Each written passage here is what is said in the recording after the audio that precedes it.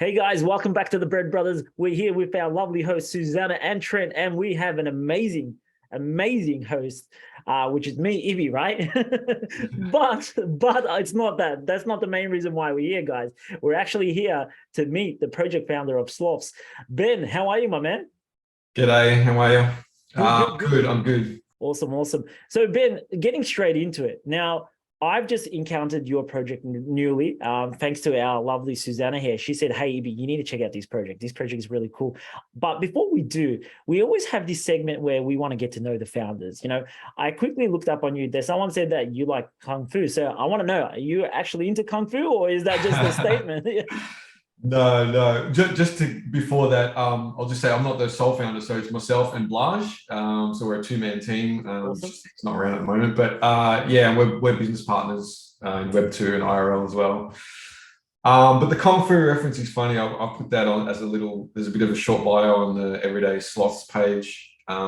And it's actually just a reference to Neo in the Matrix, you know, when they plug him in and he all of a sudden knows jujitsu or kung fu or whatever it is. Oh yeah, I do remember that. Yeah. So I think I said something about spending my time debugging the Matrix or something like that.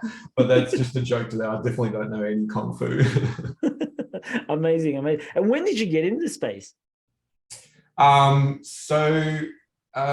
think I first got into, I guess, Web3 NFTs, probably like a lot of people, was with Top Shot, NBA Top Shot. I've been a basketball fan for ages and collected cards through my high school years and stuff. And so that was kind of my first intro to NFTs, even though they do it in their own way. And that was probably early last year. Yeah, very early last year. So I started collecting that because, you know, the subject matter appealed to me. But it was a good intro to setting up, you know, a wallet and buying, you know, NFTs. And then from there, obviously, I've been following Gary Vee for ages. And so when he was talking about releasing his NFTs and getting prepared for that, I started digging into it a bit more and, you know, built up a bit of crypto. My business partner, Blaj, he was into cryptocurrencies a lot before that. And I tinkered with it a bit and I didn't quite get into it as much. I think I like the collectible aspect of NFTs. And so that kind of caught me a bit more. So we're kind of opposite in that way. He's obviously into NFTs, but still prefers cryptocurrencies more. Yeah. But yeah, so I worked my way up, you know, to get enough ETH to buy a V-frame when they came out, which I was fortunate enough to do at auction. Did you get a go? I didn't know. I got it. You know what? I'm actually spewing because I had like an ETH built up. And I went for a rare core, or a rare, so which was the second tier. So they were ETH, but the cores were like half an ETH. And then looking back now, obviously, you know, it's easy in hindsight, but I really wish I bought two cores instead of one rare. I think it would have been a smarter play, but yeah, I managed to get a rare, which is cool, and I've held on to that. But no, I got a nifty narwhal. You know, the narwhal, dude? Yeah. I've got to ask as well here. You've got the V friends behind you. Have you cracked them open, or are they just there staying on? I cracked them open straight away. I thought about it for about 5 minutes. I'm like, no, I'll just open it. Whatever. Like I could put, knowing the same thing, knowing now after opening them, I probably should have held it and sold the box. You know what? Amazing in there, but what you said there is so interesting because even like I was there for the NBA Top Shot as well, and that rolled over a lot of people into the space. Yeah. They introduced NFTs to a lot of people, and there you go, even Trent, and a lot of NBA fans are like, "Oh, this is sick! I'm going to definitely buy it." But then Gary Vee took it to another level. But what threw me off, Ben, is, and I didn't buy the V Friends one. I'm like, he just mentioned that you get to meet him, like, you know, go to his VCon. And I'm like, I'm in Australia. I'm not going to be able to go to the VCon. So I'm like, I'm not going to buy this. And it's the biggest regret, dude. And it is the biggest regret. But it happens. Yeah. No, so look, I'm happy I got that. And so just to continue on, so, you know, that was my real intro to, you know, NFTs, setting up a, you know, MetaMask wallet, OpenSea, like a big intro to all of that. And, you know, I was kind of hooked. Then, you know how it is. It's a different world and it's a rabbit hole, and you just, you know, 2 weeks in feels like a year.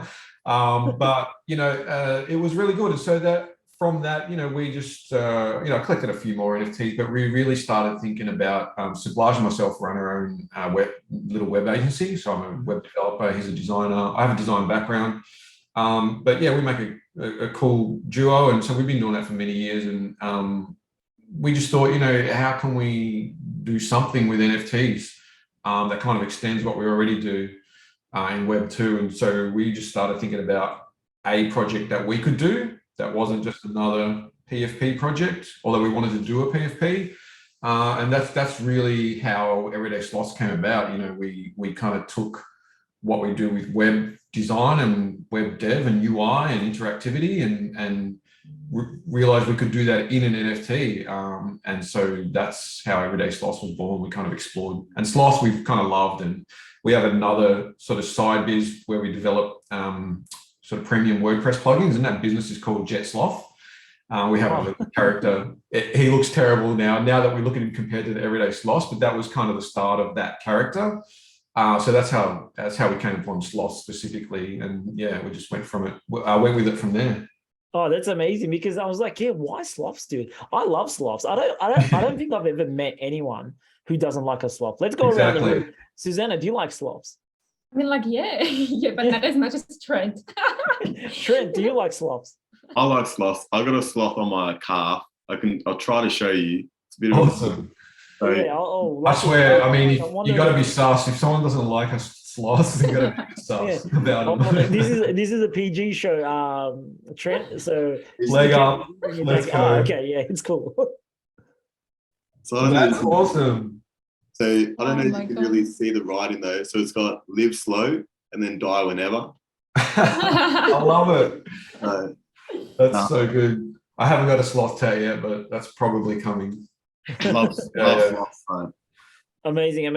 See, look, even the Bread Brothers team, we all love the sloths, and the pictures are so cute. And I'll probably get you to show us what the sloth looks like, what the NFT looks like. But then Susanna was telling me her experience. Susanna, do you want to share your experience, how you got into this project? Of course. So I spoke with you guys on Spaces before, but I managed to join a poker competition. I don't play poker ever. This was my first game, but I managed to win a slot. I was like literally jumping. I was like, yes, oh my God, yes. So then I messaged you on Discord, and you pretty much just told me all about it, all the changing of codes and everything. So I got to it, minted it. And then I spent good, I would say maybe 45 minutes just playing with different features, dress up, creating the slot version of me, which is more girly. And like, I actually love what you guys are doing. And I find it super cool also about the whole collaboration with Drop Bears and those different attributes as well, because thanks to you, I needed to drop Bear as well, because I was like, okay, I have to have this version as well. So yeah, no, overall, you can tell that you guys have like a web design experience, because everything flows super smoothly. Everything is super quick. Even like the explanation of the jungle and everything. Yeah. Perfect experience, awesome. Honestly. And that's where I want to touch base next on is the jungle. What's the go with the jungle? And maybe if you want to show us your screen how the interchangeability of it works. Ben? Yeah, sure. Just give me a second. So this is our token. I mean, this is in on OpenSea, and it's fully interactive on OpenSea. So this little widget up here, we kind of call your wardrobe, and it's basically all your what most PFPs would have, different categories and traits. But with ours, it's a live interactive piece. And so as you collect more of these, obviously they'll become active. When you've got none or just one of that item, there's nothing really you can do with it. But, I can remove his hat or put it on. This guy's only got one hat. But anyone can interact with it. So it's kind of cool. And they're all part of the traits that you see down here. So it's kind of a constantly changing and, always interactive token, so it doesn't kind of freeze and then just change the traits to what you see. They're all part of whatever you see in this wardrobe is all part of the traits. But I mean, this guy's got just a few. This one here, as you can see, he's got heaps. And I'll get to the bears. This guy's decked out, man. This guy's he's got a few. So let's see what we got here. I love the tank top.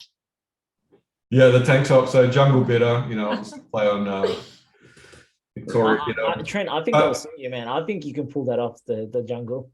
You can see, I think we're going to overwhelm OpenSea at some point because the traits grow.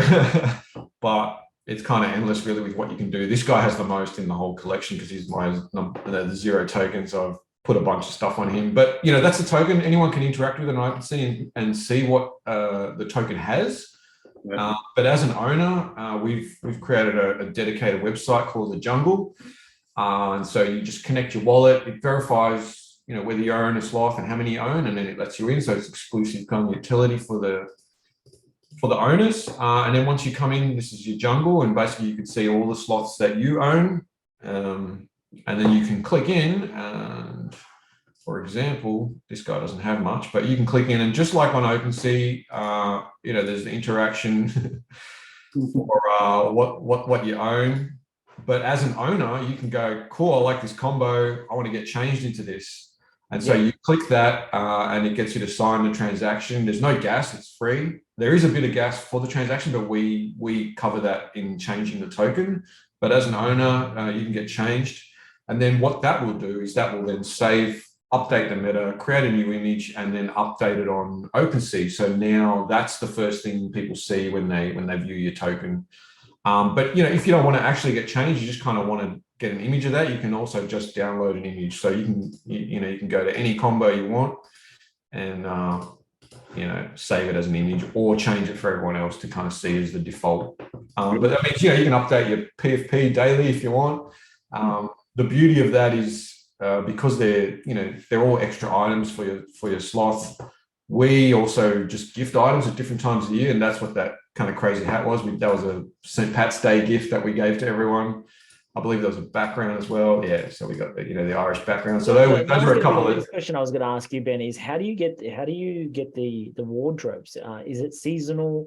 Is it something airdropped by you guys? How does the okay. So all the tokens when you mint, we've got a collection of 7,777. They're all actually unique, just like a normal PFP collection. So all the tokens are unique, but they may have a couple of items. Some have none. And then you basically go from there. So the mint is just kind of the start of the journey. You might mint a sloth that has nothing on it, has crazy eyes that you hate, but it doesn't really matter because that's just the start. And then you basically go in the jungle.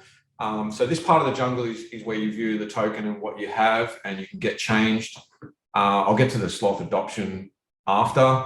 And then, there's thumbnails of all the different items. So if you just want to see them individually, we've got that as well.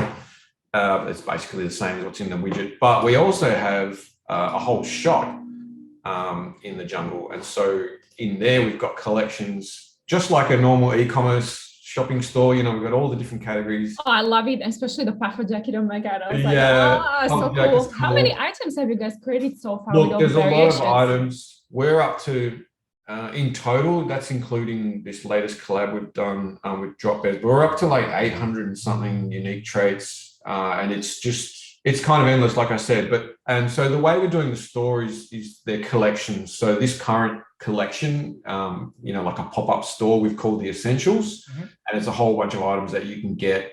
But over time, we'll change that so once these are removed, then that's done for that collection, and we'll put up a new set of items, and then people can buy that. But it's just like a normal e-commerce store. You browse the items. You shop, and you can actually see it on the sloth that you own. And so you can see in here, I've got a ton, but you can switch to a different sloth and then check out the item, what it looks like on that sloth. And you go, okay, I want a pink puffer. You add it to your cart, and that then adds it to your cart. And you've got basically a little mini cart for each of your sloths. And so you basically shop for all the sloths that you own at the same time. The items are actually free. We just have like a flat checkout fee of five matic, which is like peanuts.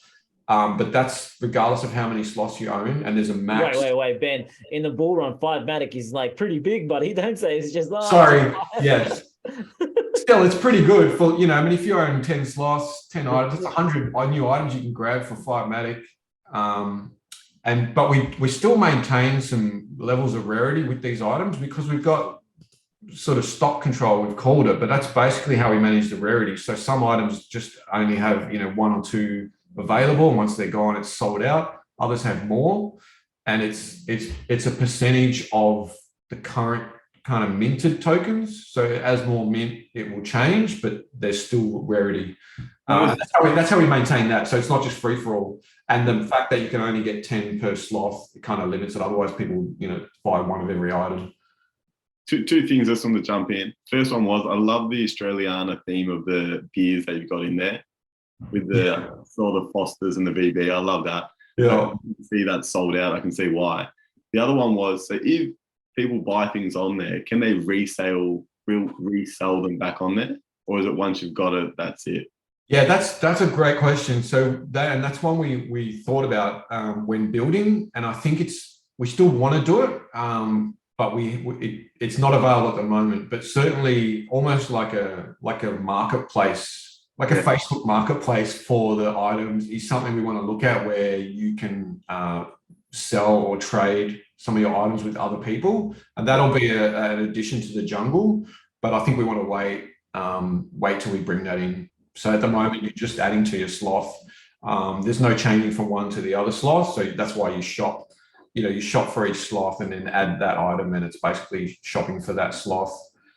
This one here is a good one. I just wanted to highlight this. We had an item design contest earlier this year where we left it open to the community to kind of come up with items, and then this was by Benny G. I'm sure a lot of people know him. Of course, Yes. Benny G. So he designed this. His was like a rough sketch, and then we turned it into a finished art that kind of represented his sketch, and then put it in the store. Everyone that entered something got this for free, but then now it's in the store for anyone to grab. But that was a fun thing we did. It's very detailed, Ben. I really like it, and the clothing, the designs are really cool.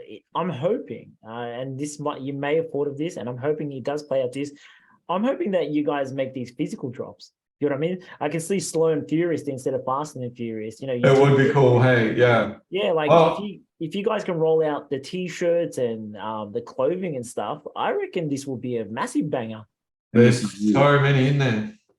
You can roll out the tattoos as well. I'll come and let you tattoo me. You can tattoo the sleep one on there.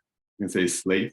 Yeah, so tattoos are cool. Tattoos was another thing we do want to include. So we might extend out the categories. Like at the moment, that's actually part of the base sloth if you mint a tattooed version. Yeah. We've got the plain and tattooed ones, but being able to change tats or add different tats is definitely one of the things we've talked about. And I mean, the beauty of the way we've done these NFTs is we are free to kind of bolt stuff like that on. We just kind of add it to the store or the jungle, and then we, if people grab it, we add it to the metadata of the token. And so it's really, as I said, it is really endless with what we can do. We'd love to, team up with a clothing brand and then have their items in the store that you can buy for your sloth. We are working with a couple of artists at the moment to try and come up with little collections that they've designed. And so then that's kind of a collab of, an artist and our community, and sort of, sharing the items between the two. That's definitely what we're working on. With that, this is just a hair one that you can get, but just onto the collabs thing, and I think you mentioned it earlier, we did a huge collab earlier this year with the Drop Bears, where we came up with a whole, let me just bring it up because it's actually quite funny. Susanna, you're right about how smooth the website is. I'm liking that there's no delay and there's no lag, and it's even when you're changing clothes and pressing links. I'm really impressed. Like I said, this is what we do day in and day out for our bears and for clients, and so we wanted to make this just as good as the stuff. It basically became one of our clients. It's our baby and it's our project, but we treated it just like any other big client that we do work for. In fact, probably even more. But this Drop Bears collab was really cool. Like it's been in the works or in the talks since like late last year. We launched in December. I believe the Drop Bears were probably around July, August during that bull run. Yeah. And we got to kind of chat to them and know them not too long after that, probably August, September. And even when we were just first creating our items, I was talking to Blage and quickly sketched up, it'd be awesome to do some kind of collab with them. And, we stayed in touch and said, definitely on the cards, we'll do it after we've launched. And so finally we were able to do it. We came up with a whole lore story around the collab itself to kind of give it sense. They got a whole animation made that you can watch, the story of how it's a collab.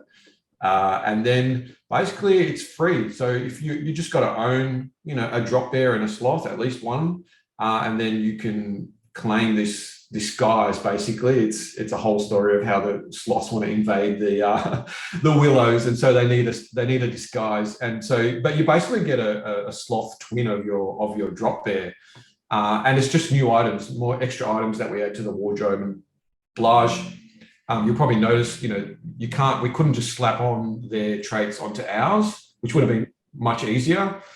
We had to recreate them. And so Blage painstakingly recreated like all of them. I think it was like 180 traits in the Drop Bears collection. There was maybe 2 that we didn't. One we couldn't because it itself was a collab, and the other one was just a bit too tricky.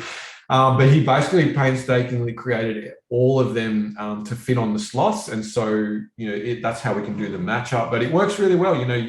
This is the claim page. You browse to the bear that you own, and then one of your sloths, and then you can, initially generate a preview. The thing is, you can only do it once. So once it's claimed for that bear and that sloth, you can't claim it again. And that kind of helped keep some of that rarity. And so you get to preview it before you actually make the claim. But you can see it kind of matches up, and you get this sloth twin of your bear. How long did it, I would have loved to hear from Blage's perspective as well. How long did this drawing take? Like, individually he created the sloths, and then he had to go back and draw the individual, clothing and stuff. I'm assuming it would take a tremendous amount of time. I mean, it's a lot of work, and a lot of all of our original assets in the collection are actually SVGs. So there's different image formats, but they're vector and SVGs, and that also allows us to scale up and down the token itself and still be crisp and generate high-res images. But we also have some PNG assets where it's just too much for that. And so a lot of the Drop Bears ones are PNG, but at least half of them are still SVG because Blage worked in Illustrator for a lot of ours. But yeah, look, depending on the asset, I know, like some of these florals, you can see it's not just the same pattern ripped. So he's recreated them. They look the same, but yeah, it was definitely a lot of work. I couldn't tell you how many hours, but we worked on the collab for a good couple of months at least. I was working on the tech side. Blage was working on the design side. The Drop Bears just kind of sat back and just kind of approved everything and had fun. But we had a ball. I built a little test page that wasn't this thing you see now, but it was the same mechanic. We were just having a ball laughing and kind of looking at all the different combos that you could create with the different tokens. It was a lot of fun. And it was really good. It was great to get, a bunch of the Drop Bears community over. It's still open. We've left it open. And like I said, it's free. You just need to own one of each token, or if you own multiples, you can claim it for each one. It was a heap of fun. It's cool seeing these, that they kind of got the name of Drop Sloth, but it's cool. It was cool seeing them all over Twitter and, on OpenSea now. It was a heap of fun. That's amazing. And something that Trent and I were talking about from a project founder's perspective, what's happening, what's the mindset, what are the pros and the cons of it? Trent, did you want to ask Ben the questions? I just want to say, first of all, the website, like you going through that website just then was absolutely amazing. The website was so clean, everything was so easy. Really commendable for that, because I've been on some websites which are quite confusing and you just want to leave pretty much straight away. So that was really awesome. I just want to sort of ask, as a founder, how was it getting into the space to start with? And what sort of challenges did you face, if you did face any? Or was it just a smooth ride, which I can't imagine it probably was? It definitely wasn't a smooth ride, and I'm sure just about every founder would agree. It's a roller coaster. It's still a roller coaster, but we're early in the space. We're still early now, and diving in headfirst, creating a project.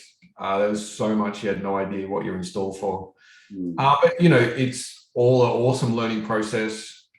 Especially, we kind of had two benefits because everything that we learned as individuals in Web3 and creating a project, but that also gave us a whole bunch of knowledge that we can use, at least in our biz, to onboard clients, our own clients, into Web3 and those kind of projects. But I mean, we went through the work, you know, you start off going, you know, you love the project, you love the art, you're having fun building it. Like, I'm sure everyone's going to love it, which they do. Everyone that comes across it loves it. But the part that we, I guess, didn't give as much thought to and probably didn't have as much experience in is the marketing side of it. Even with our own biz, you know, we build these websites that, you know, we're proud of and that work really well, but it's up to the client that we build it for to market. So we never take on that role either. And it was kind of the same, but we had to do the marketing. And, you know, being a two-man team, I'm sure all you guys would know, and others, you know, it's a lot of work running a project, doing the socials, doing the Discord, still building, you know, even with ours, because it wasn't just the image artwork, we had to continue building, you know, fixing bugs in the token and all that sort of stuff, building the jungle website. You know, and the ups and downs of realizing, you know, without the hype and without the eyeballs, you know, it's not a build it and they'll come type of thing. You kind of get lost in your project and in the joy of building it and forget about that part. So that was a bit of, you know, a downer on the roller coaster of the struggle of just launching and minting it first. And then you kind of, you know, you come to terms with that and you realize, you know, and that's that part of that roller coaster that starts going back up again. You know, this is going to be a slower burn. It's not a hype project, and that's fine. You know, we're still here. We weren't here to kind of make money and then run or anything. And so it's just, you know, almost like a trickle. We just keep building and growing organically. And, you know, that was the metrics part was tricky. We got scammed. We got scammed multiple times by fake promoters, and lost ETH to promoters and things like that. You know, and the stupid things you look back, but it's, you know, reacting on impulse, and that's really how, you know, the scammers get you. Yeah. FOMO, impulse, all that stuff. But, you know, we learned that the hard way. Geez, there's so many lessons. We could probably just go on for hours about all the different aspects of a project founder, you know, in this space. I would say probably every single person you meet that's come into this space has a story about how they've been scammed in some way or another, whether it's a founder or like a collector. Yeah. So you're definitely not on your own in that. No. Yeah. And that's a good thing. You know, you talk to others, you kind of feel like an idiot. You go through that stage, you're like, I just can't tell anyone because I'll just look like the biggest idiot, and I've founded a project, but I don't know what I'm doing. But then you kind of talk to others and you see you're not the only one, and it actually helps, you know. And then you learn from everything in this space, the good and the bad. Yeah. And thank you for being so transparent, because like you said, you know, a lot of people like to keep it to themselves, and it's a big burden, you know, to be cheated by someone that you don't know, and you kind of keep it in. And everyone really holds it to heart. But I guess when someone talks about it, it allows the other person to talk about it, and then it's normal, guys. Do you know what I mean? Yeah. Thank you for being so open and transparent about it. And it's definitely not stupidity. It's more of just the inexperience. And it's such a new area. This whole, you know, NFT industry is so new, so we're all learning. You know, there's going to be a lot of mistakes there. That's why when project founders, you know, a lot of people complain, oh, the mint didn't go so well. I'm like, guys, just take it easy. You know what I mean? Just take it easy. Yeah. Even the multi-million-dollar, you know, the Gary V's, I think there was even a bit of a delay on their mint day. You know, if they're having it and they're a multi-million-dollar project, then even the local guys will have some form of delay. That's right. Yeah. I mean, they had issues on their website. You know, we had that. It was funny. We had a bit of a delay with the actual mint, but that was fine. But when we did this Drop Bears collab, I learned a heap.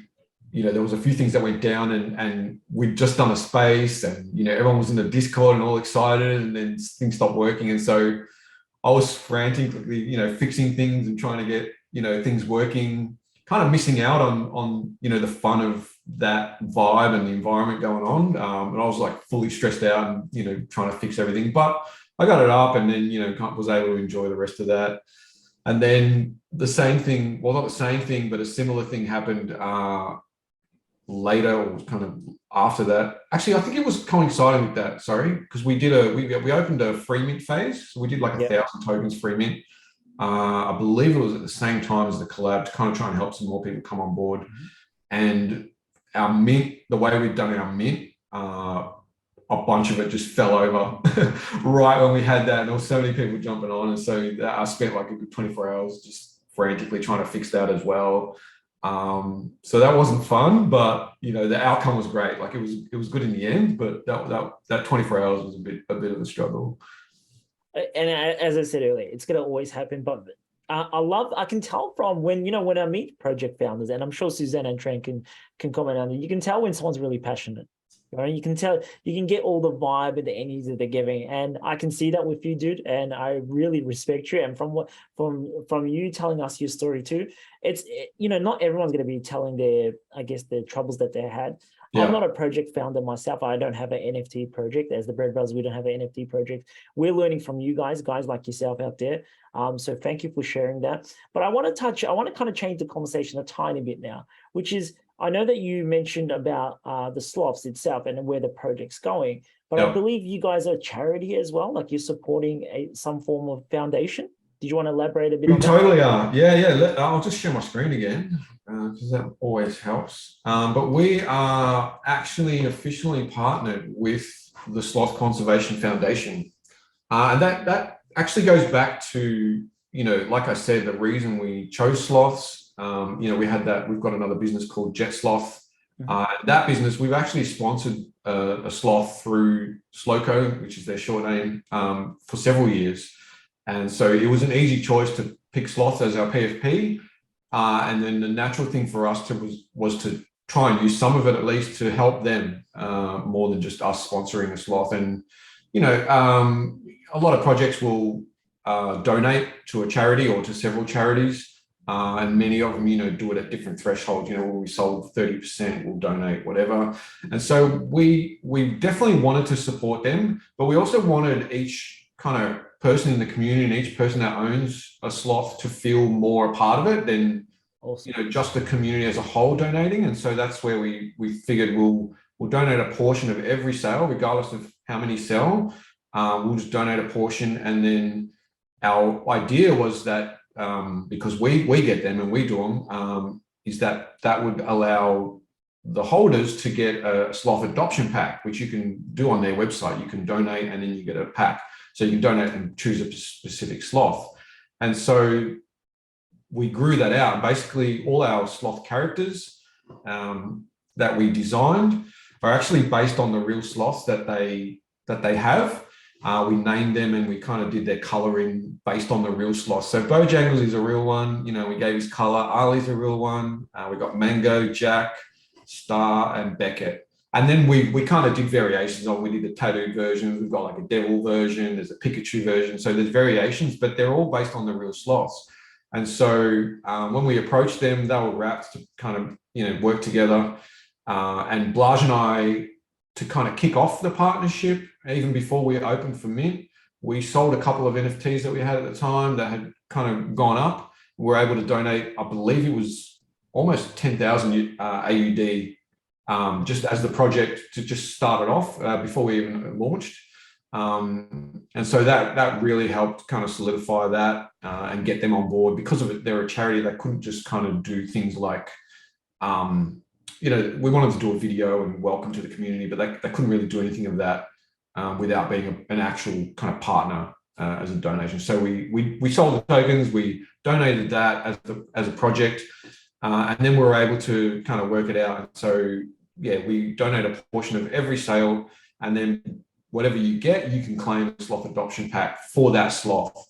So when I'm here, this is Mango. I've got the tattooed version, but I'm able to claim my sloth adoption pack for Mango because I own that token. So you go through that process and you can actually claim it for yourself or for someone else. When you fill in the form, you can. And so a lot of people have done, when they own multiple tokens, they've claimed theirs and then they've claimed another one for their kids or their wife or friends. And with that pack, it's the same as what you get if you donate on their website. So you get a few like real photos of, in this case, I get a few photos of Mango. I get a few illustrations that they have. I get a whole bio. I get a certificate that has my name and that I'm sponsoring them. And then you just get constant updates about that sloth from them. So I think that was a really cool, difference that we had in terms of the way we were supporting a charity.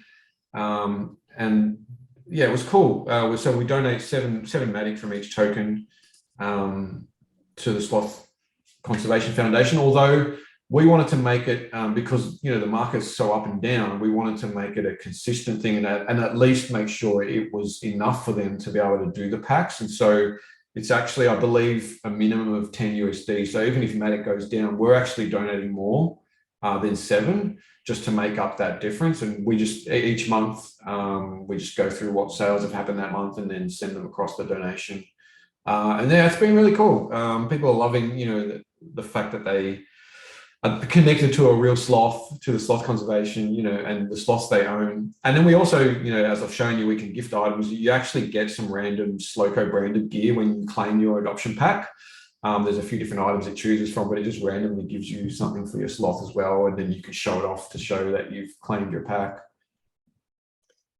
Thank you for explaining that, Ben. That's so commendable. You're getting an NFT, guys, and you're basically supporting the environment, the sloths environment individually. That you mentioned about 6-8 different sloths there.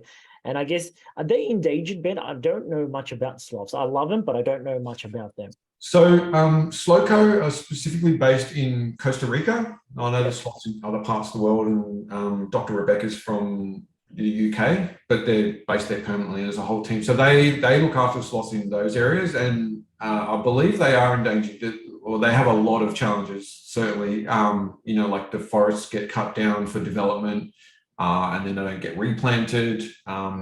There's problems with just normal infrastructure and roads, and sloths getting hit by cars. So one of the things they do, they replant trees. They create these things called sloth crossings, which are sort of like cables that they can use to get over roads and things like that. Wow. I know that even like wild dogs can be a problem there, and so they have a program that helps kind of look after that. They do a ton of stuff, and then they track the sloths because there's a lot of things that they actually don't know about some of the sloths' behavior, and so they've got these special packs that they've kind of invented themselves that they attach to the sloth. And then they're able to track their movements and not just their movements, but a whole bunch of things about them.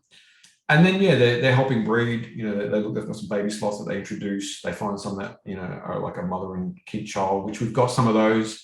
And actually, one of the things we want to do, we haven't even sold out yet. So there's a lot of things that we want to wait until we've sold out before we do. But one of the things was like another collection of sloth kid tokens, which would also be based on the real sloth kind of baby sloths that they've got. But yeah, they do an amazing job. You follow them on social. They're really active on social. They do plenty on there. They're just an awesome bunch, and we're really wrapped to be able to support them and be actually partnered with them, which is cool. Amazing. Yeah. Ben, we are coming toward the end of the show. I wanted to ask my lovely co-hosts, Susanna and Trent, did they have any other questions they want to ask? Because I've got one more question to ask him, and then, two more, I should say, and then we'll wrap up. I'll throw it over to you first, if you had any other questions. I would want to find out, what would you say would be like the biggest lesson mentally from actually handling a project like that and minting and everything else? If there's anything that you can share, because it's a lot to do. So. Yeah, it is. I would say certainly just to, you want to have high expectations, right? Like you want to, if you can get enough, I guess you call it hype, but it's more really thinking about what would happen if it doesn't sell out straight, and the harder yards you got to do.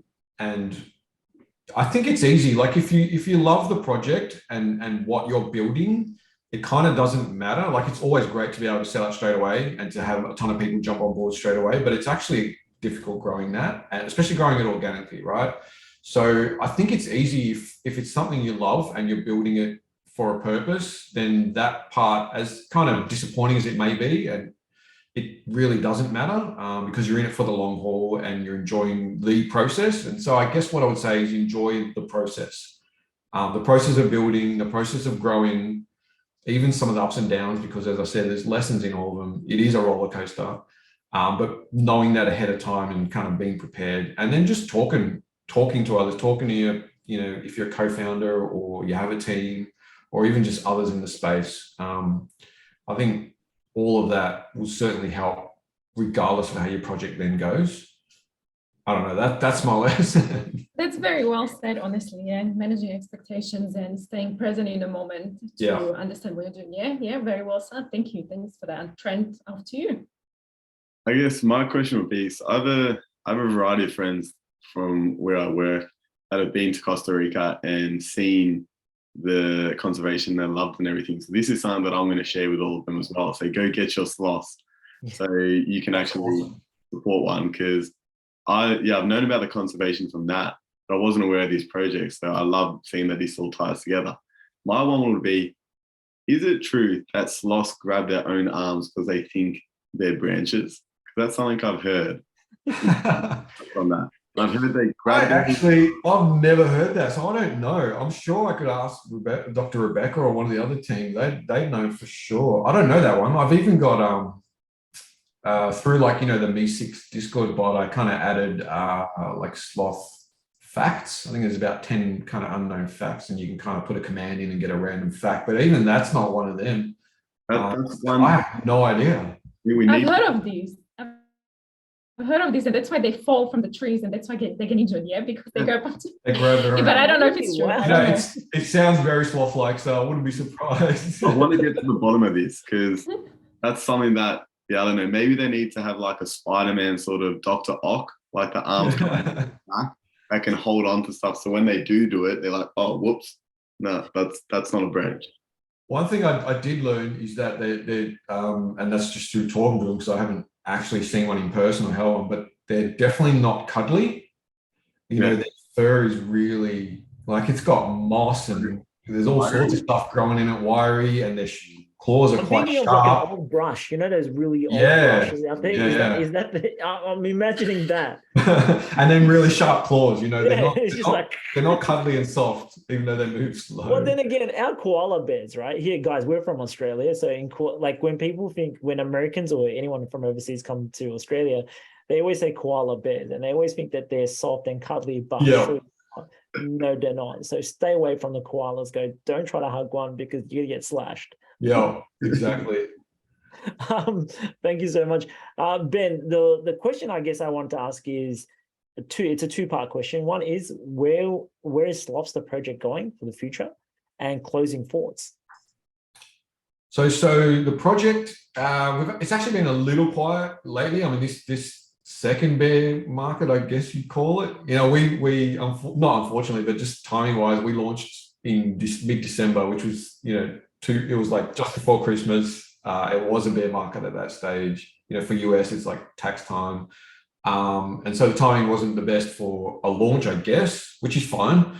But, you know, we worked through, we continued building, we built a whole bunch of stuff, you know, the jungle, the collabs.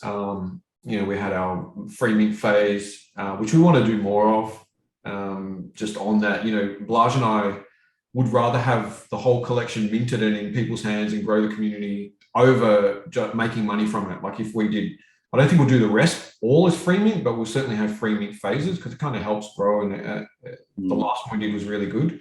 So there is that. But the last sort of month or two has been a bit quieter, certainly on our front. And that's really, for us, has just been a practical reason. You know, we worked on the Sloth project pretty much full time from, I'd say, around August last year till probably around the same this year, July, August. You know, and like I said, we run our own biz doing client work, but we really kind of put the brakes on that to do the Sloth project.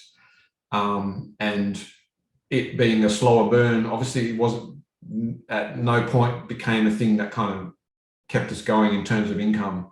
And so fortunately, the other biz that we had, the Jet Sloth biz, is really what kept us afloat through that whole time. And so, you know, just as a practical thing, 12 months on, we had to kind of make a decision to focus a bit more on our biz now to kind of be able to keep working on the Sloth project, because, you know, it's our baby, like I said, and we love it. We're not going anywhere, but we have kind of shifted focus a little bit just so that we can put food on the table and then, you know, have the money to be able to keep working on it and keep building. And so it's kind of in that phase at the moment. Yeah. We have got a few things in the background that we're working on, which is another collab, not as epic as the Drop Bears collab, but still another collab with another big Aussie project. And it'll be a similar mechanic where you own one of each at least, and then you can claim there's some new special items just for the collab that we're creating rather than matching the traits. And when that comes out, you'll kind of realize why, because it'd be just too insane. But yeah, it's another kind of collab that we want to do that still gives you some unique items for your sloth. That is a representation of the two projects. So we're working on that. Like I said, there's a couple of artists we're talking with that are trying to create some items that would be those collections. So there's still some things going on in the background, and then we'll ramp up again when we're able to. But yeah, it's really just been a practical reason for us. We're still just a two-man team doing everything, and so that's just been a bit of a shift of focus. But going forward, it's just like I explained before, we've got a ton of sketches and art for new collections for the store as we grow in terms of when more tokens mint, and people have collected enough from the current collection, we'll change up the store and yeah, just keep building. It's not kind of stuck on where it is. Like I said, I mean, if we had say sold straight away and gotten through the whole collection, we'd probably try and do a new collection in the store every month just to keep it going and keep hype. But we had to kind of pivot based on how things went, but that's certainly still possible and on the cards. We're just kind of going with the flow. As the numbers pick up, we'll do more. And if not, we just got to do a few other things so that we can keep building on it. Yeah. But so that's really where it is now, and kind of moving in a sort of near future. No, that's amazing. And I'm looking forward to what you guys do for future development, because I've really enjoyed this interview. Susanna and Trent, I'm sure they've enjoyed it as likewise as well. And you've been very transparent. A lot of founders do kind of hold back a bit, and you can really tell that, but I can tell that you've just been open books. Even on the closing elements, you just said that, what, we need to take a bit of a break. And that's very important too. You can't keep full throttling ahead, because you're going to burn yourself out. Yeah. I mean, we've always been like that. Blige and I are just like that anyway. We're like that in our biz with our clients. We've been like that with the project. We dock straight away. We put a bunch of info. We kind of show what we're doing, what we're working on. That's just how we are. So we've not been any different with our project. No, amazing. Well, that is it then. I've got no more questions. I've really enjoyed this interview. As I said, we wanted to make it short and concise. Well, we try to make it short as much as we can, but it's been a very jam-packed, that I'm hoping the people who are listening to this or watching this video, guys, go buy yourself a sloth. It's not financial advice, but if you do resonate with Ben and his team and you do love sloths, you know what to do, guys. Where should they go, Ben? Where should they find it? Is it on OpenSea and all other marketplaces, or is it just on OpenSea? Yeah, first of all, I just want to say thanks. Thanks for having me on. Thanks for doing what you're doing, highlighting Aussie projects. There's so many good projects. And like I said, it's hard to get eyeballs on your project. And so you guys are doing an awesome thing. So I appreciate that. For our project, you just go to EverydaySloths.io. That's the website. And there was a mint button on there. And just on that, we actually have made it so you can mint with a bunch of different currencies. So our tokens are actually on Polygon. So you can mint with Matic, but you can also stay on Ethereum and you can pay with ETH and mint your tokens that way. And then we've also got, if you own some ApeCoin, you can use that to mint. But yeah, just go to the website, you can mint from there, and then hit us up. I'm sure Suzanne, you found it pretty easy to use. But if anyone does need help, we're here. You just kind of hit us up. Awesome. And you guys got a Discord too, so people can just join up on your Discord, find you on Twitter, connect with the team there. That's about it, Ben, is it? Yeah, that's it. Cool, I think so. Thank you. Oh, awesome. All right, guys, that is it from us. So thank you again, Susanna, Trent, Ben. Susanna, Trent, and I will be back here next week, guys. We're going to try to do this on a weekly basis. We're going to keep finding Aussie projects out there. And if you do know of an Aussie project that we should spot out, please do comment below and we'll get them on. Ben, thank you so much. Have a good day or night. See you later, guys. Thank you all. Bye. Ciao. See ya.